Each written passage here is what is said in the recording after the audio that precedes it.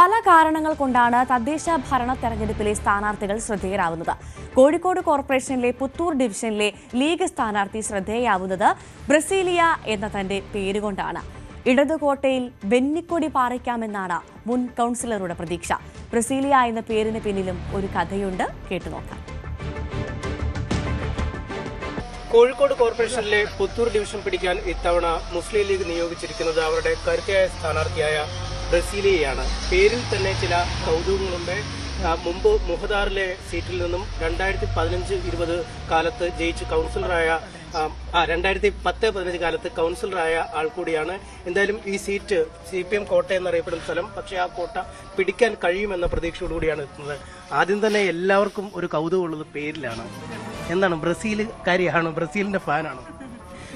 ഇത് സത്യം പറഞ്ഞാൽ ഞാൻ പറഞ്ഞ് മടുത്തിട്ടുണ്ട്. കാരണം ഒരുപാട് നമ്മൾ സ്റ്റോറിയൊക്കെ മുമ്പ് ചെയ്തതാണല്ലോ, ആ 2010 കാലഘട്ടത്തിൽ തന്നെ ചെയ്തതാണ്. എന്നാലും നിങ്ങൾ ചോദിച്ചത് കൊണ്ട് മാത്രം പറയുന്നത്.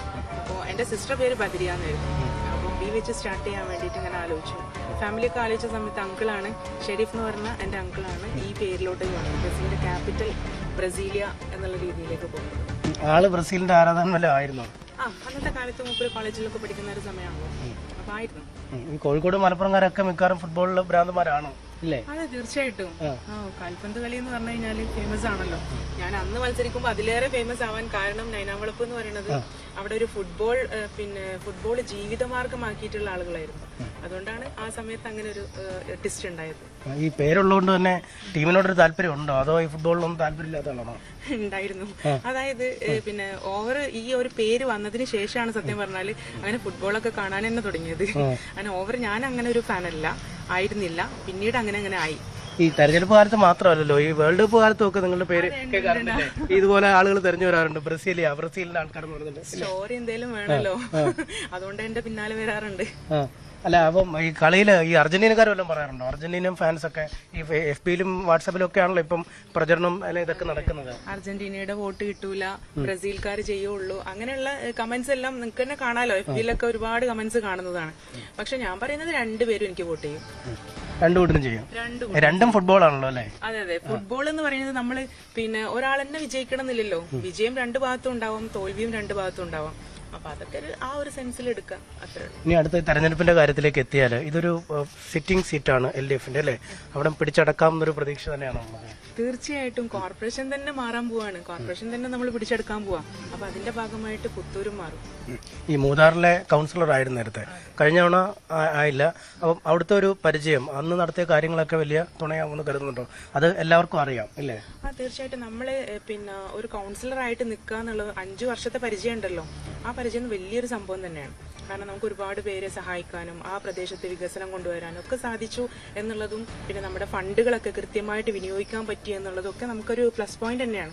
അപ്പൊ ആ ഒരു രീതിയിൽ തന്നെയാണ് ഇവിടെ നിൽക്കുമ്പോഴും നമുക്ക് ആ ഒരു കോൺഫിഡൻസ് ഉണ്ട്, നല്ല കാര്യങ്ങളൊക്കെ ചെയ്യാൻ പറ്റും, ഈ വാർഡിനെ കുറച്ചും കൂടി വികസനം കൊണ്ടുവരാൻ പറ്റും. ഇതൊക്കെ നമ്മളുടെ പ്രതീക്ഷയാണ്. ഈ കോഴിക്കോട് കോർപ്പറേഷൻ സ്ഥിരമായി LDF ജയിക്കുന്ന ഒരു കോർപ്പറേഷനാണ്. ഇത്തവണ എന്തുകൊണ്ടാണ് ഒരു മാറ്റം വരും എന്ന് നിങ്ങൾ പ്രതീക്ഷിക്കുന്നത്, അല്ലെങ്കിൽ എങ്ങനെ മാറ്റം വരുത്തും? എങ്ങനെ മാറ്റം വരുത്തും എന്ന് പറഞ്ഞാൽ അതിന്റെ ഏറ്റവും നല്ല ഉദാഹരണം എന്ന് പറഞ്ഞാൽ ജനങ്ങൾ കംപ്ലീറ്റ് ഇപ്പോൾ പറയാൻ തുടങ്ങിയിട്ടുണ്ട്, നമുക്ക് ഈ ഭരണം മാറണം, ഈ ചെങ്കോട്ട പൊളിക്കണം എന്നുള്ള ഇത്രയും കെടുകാര്യസ്ഥതയും ഭരണത്തിന്റെ അപാകതകളും ഒരുപാട് എണ്ണി പറയാനായിട്ട് നമുക്കുണ്ട്. അപ്പോൾ ഇത്തരത്തിലുള്ള ഒരു ഭരണം ഇവിടെ വേണ്ട, കോഴിക്കോട് കോർപ്പറേഷൻ മാറണം, ഇതാണ് ജനങ്ങളുടെ വികാരം. ഇതിനനുസരിച്ച് ബാക്കിയുള്ള ആളുകളും എന്തായാലും ആ രീതിയിലാണല്ലോ ചിന്തിക്കുന്നത്. പക്ഷേ ഇപ്പം നമ്മൾ ആദ്യം കണ്ടത്, ഈ തെരഞ്ഞെടുപ്പ് കാലത്ത് ആദ്യം കണ്ടത് VM വിനുവിന്റെ ഒപ്പം വളരെ സജീവമായി പ്രചരണ രംഗത്തുള്ള ആളായിരുന്നു. എങ്ങനെയാണ് ആ പ്രചരണത്തിൽ പെട്ടെന്നൊരു സ്ഥാനാർത്ഥിയായി മാറിയത്? എങ്ങനെയാണ്? തീർച്ചയായിട്ടും ഞാൻ താമസിക്കുന്ന സ്ഥലം കല്ലായി എന്നുള്ള രീതിയിലും അവിടുത്തെ ഒരു സ്ഥാനാർത്ഥി എന്നുള്ള നിലയിലും നമുക്ക് എന്തായിട്ടുണ്ട്, VM വിനുവിന്റെ കൂടെ നമുക്ക് പ്രചരണത്തിന് ഇറങ്ങേണ്ടി വന്നിട്ടുണ്ട്. തീർച്ചയായിട്ടും അതിനുശേഷമാണ് ഏറ്റവും അവസാനമാണ് എന്നെ സ്ഥാനാർത്ഥിയായിട്ട് പ്രഖ്യാപിക്കുന്നത്. ലേറ്റായി വന്നാലും ലേറ്റസ്റ്റ് ആയി വന്നിടുവേ. അപ്പൊ ആ രീതിയിൽ അവിടെ നമ്മൾ പ്രചരണ രംഗത്ത് ഉണ്ടാവണല്ലോ. പക്ഷെ വിനുവിന് മാറേണ്ടി വന്നല്ലോ, അത് നിങ്ങൾക്ക് ഒരു വിഷമമായോ? ഈ അവിടെ ആളുകൾക്കൊക്കെ വലിയ ഇഷ്ടമായിരുന്നല്ലേ വിനു ഇറങ്ങിയപ്പോൾ? തീർച്ചയായിട്ടും അത് നല്ല വിഷമായിട്ടുണ്ട്. കാരണം അവിടെ ഭയങ്കര സ്വീകാര്യത ഉണ്ടായിരുന്നു. അപ്പം പെട്ടെന്ന് സ്ഥാനാർത്ഥിത്വം ഇല്ലാണ്ടാവാന്ന് പറയുന്നത് വിഷമം തന്നെയാണ്. പിന്നെ അത് വിനുവേട്ടന് മാത്രമല്ലല്ലോ സംഭവിച്ചത്. കുഴപ്പമില്ല. പക്ഷേ ഇപ്പോൾ ഇത്തവണ ലീഗിന് സാധാരണ ഈ വിമതശല്യമൊക്കെ ഇത്തിരി കുറവുള്ള ആൾക്കാരാണ്. നിങ്ങളുടെ ഒരു സിറ്റിംഗ് കൗൺസിലറൊക്കെ മറുകണ്ഠത്തേക്ക് ചാടിയിരിക്കുന്നു, റംലയൊക്കെ. എങ്ങനെ കാണുന്നു ഇങ്ങനത്തെ ചില പ്രവർത്തനങ്ങൾ കൂടി ഈ ലീഗിനുള്ളിൽ ഇവിടെ നടക്കുന്നുണ്ടോ? അത് ലീഗിനുള്ളിൽ മാത്രം നടക്കുന്ന ഒരു സംവിധാനമല്ല. അതിലെന്താന്ന് വെച്ചാൽ അധികാരത്തിന്റെ വിഷയം ഇതിൽ വരുന്നുണ്ട്. നമ്മളൊരു അധികാരമോഹി ആവരുത്. അങ്ങനെ ഉണ്ടല്ലോ. ഇപ്പൊ ഞാൻ 2010-15 കൗൺസിലറായി. അതിനുശേഷം 2015-20 ഞാൻ കൗൺസിലർ അല്ല. പക്ഷെ തീർച്ചയായിട്ടും നിങ്ങൾക്ക് പരിശോധിച്ചാൽ മനസ്സിലാവും, ഞാൻ എല്ലാ സ്ഥലത്തും ഓടി നടന്ന് പ്രചാരണ രംഗത്ത് പല പ്ലാറ്റ്ഫോമിലും ഞാൻ ഉണ്ടായിട്ടുണ്ട്. പക്ഷെ അതൊന്നും ഒരിക്കൽ പോലും ഞാൻ ചിന്തിച്ചിട്ടും കൂടിയിട്ടില്ല ഇവിടെ നിന്ന് മാറണം എന്നുള്ളത്. പാർട്ടി തരുന്ന സീറ്റാണ്.